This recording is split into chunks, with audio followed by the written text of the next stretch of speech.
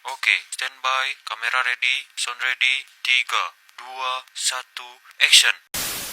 Halo teman-teman semuanya, selamat datang di channel ini. Sebelumnya perkenalkan, nama saya Sita dengan NIM 6120 1230 014 kelas RA1 Manajemen. Saya sekarang menempuh semester 5 di Fakultas Ekonomi dan Bisnis Universitas Primagraha. Nah, dalam video kali ini saya akan membahas dua materi tentang bisnis internasional. Yang pertama itu meliputi perdagangan internasional dan yang kedua teori investasi asing. Nah, yang mana materi pertama ini saya akan membahas mulai dari pengertian, tujuan, manfaat, faktor pendorong, hambatan, sampai contohnya. Dan yang materi kedua, pembahasannya akan dimulai dari pengertian, jenis investasi asing, teori-teori utama, hingga dampaknya. Oke, langsung saja kita ke pembahasannya. Let's go!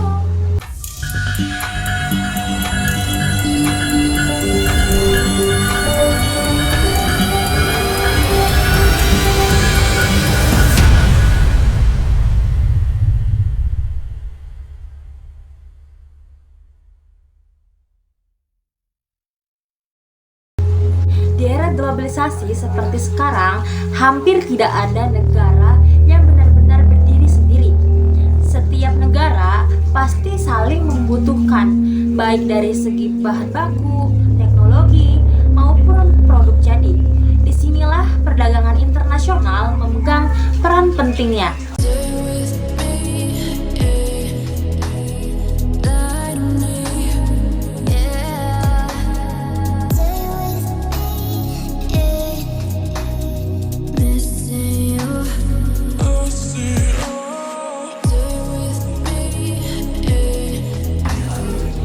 Perdagangan internasional adalah kegiatan jual beli barang dan jasa yang dilakukan antar negara. Kegiatan ini melibatkan ekspor dan impor serta diatur oleh kesepakatan dan hukum internasional.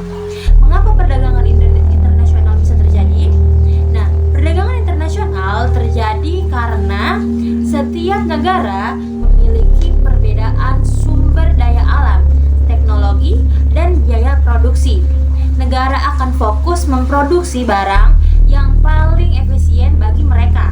Tujuan utama perdagangan internasional adalah memenuhi kebutuhan dalam negeri, memperluas pasar produk lokal, serta meningkatkan devisa negara. Manfaat perdagangan internasional sendiri di sini ada dua. Yang pertama yaitu manfaat ekonominya, yang mana dari sisi ekonomi, perdagangan internasional mampu mendorong pertumbuhan ekonomi, membuka lapangan kerja, dan menjaga stabilitas harga.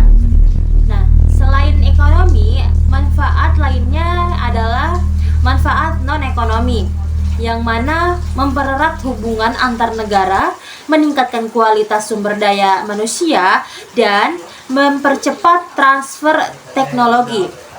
Perdagangan internasional didorong oleh keunggulan komparatif, globalisasi, serta kemajuan teknologi transportasi dan komunikasi.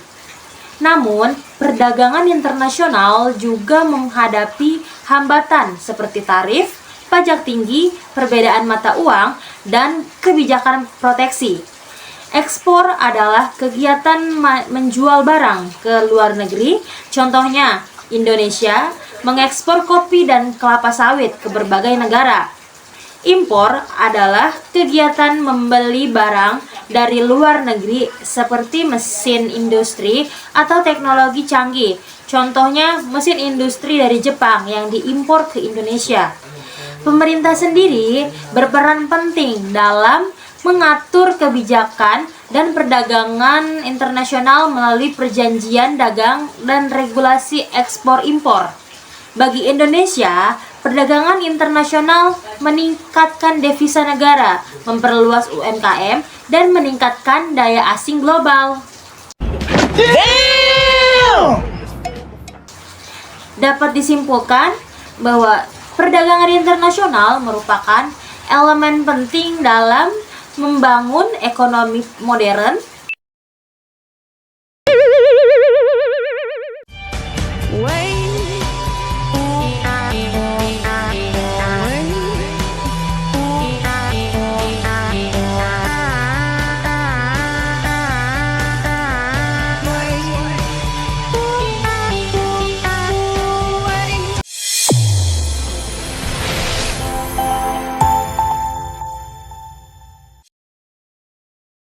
Di era globalisasi, hubungan antar negara tidak hanya terjadi melalui perdagangan barang dan jasa, tetapi juga melalui investasi. Investasi asing memungkinkan perusahaan dari suatu negara menanamkan modal di negara lain untuk mendapatkan keuntungan sekaligus memperluas pasar. Inilah yang membuat investasi asing menjadi bagian penting dari bisnis internasional. Investasi asing adalah kegiatan penanaman modal yang dilakukan oleh individu, perusahaan, atau pemerintah dari suatu negara ke negara lain. Tujuan utama dari investasi ini ialah memperoleh keuntungan, menguasai pasar baru, dan memanfaatkan sumber daya yang ada di negara tersebut. Secara umum, investasi asing dibagi menjadi dua jenis utama, yaitu Foreign Direct Investment atau FDI atau Foreign Portfolio Investment atau FPI. Perbedaan keduanya terletak pada tingkat kontrol dan keterlibatan investor dalam perusahaan. FDI adalah investasi asing yang dilakukan secara langsung dengan keterlibatan dalam pengelolaan perusahaan. Contohnya ialah perusahaan multinasional yang membangun pabrik atau membuka cabang di negara lain. FDI biasanya bersifat jangka panjang dan memiliki dampak besar bagi perekonomian negara penerima. Berbeda dengan FDI, FPI adalah investasi yang dilakukan melalui pembelian saham atau obligasi di pasar keuangan. Investasi tidak terlihat langsung dalam manajemen perusahaan. Jenis investasi ini lebih fleksibel, tetapi juga memiliki resiko fluktuasi yang lebih tinggi.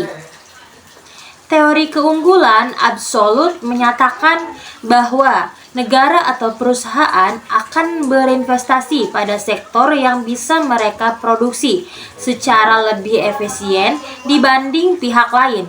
Jika suatu negara unggul secara mutlak dalam memproduksi barang tertentu, maka investasi akan mengalir ke sektor tersebut. Teori keunggulan komparatif menjelaskan bahwa investasi dilakukan pada sektor yang memiliki biaya peluang paling rendah. Artinya, meskipun suatu negara tidak unggul secara mutlak, investasi tetap menguntungkan jika dilakukan pada sektor yang paling efisien. Teori Dunning atau OLI menyatakan bahwa investasi asing terjadi jika perusahaan memiliki keunggulan kepemimpinan, lokasi yang menguntungkan, dan keuntungan dari internalisasi. Teori ini paling sering digunakan untuk menjelaskan keputusan FDI. Teori internalization menjelaskan bahwa perusahaan memilih investasi langsung agar dapat mengendalikan operasional dan mengurangi biaya transaksi. Dengan kontrol internal, risiko kebocoran teknologi dan konflik kepentingan dapat diminimalkan. Investasi asing dipengaruhi oleh berbagai faktor, seperti stabilitas politik dan ekonomi, ketersediaan sumber daya alam, tenaga kerja murah, serta besarnya pasar di negara tujuan. Bagi negara penerima, investasi asing memberikan banyak manfaat, antara lain menciptakan lapangan kerja, meningkatkan kualitas SDM, dan mempercepat pertumbuhan ekonomi. Namun, investasi asing juga memiliki risiko seperti ketergantungan ekonomi dan dominasi perusahaan asing terhadap sektor strategis. Di negara berkembang, investasi asing sering menjadi pemicu industrialisasi dan peningkatan daya saing di pasar global.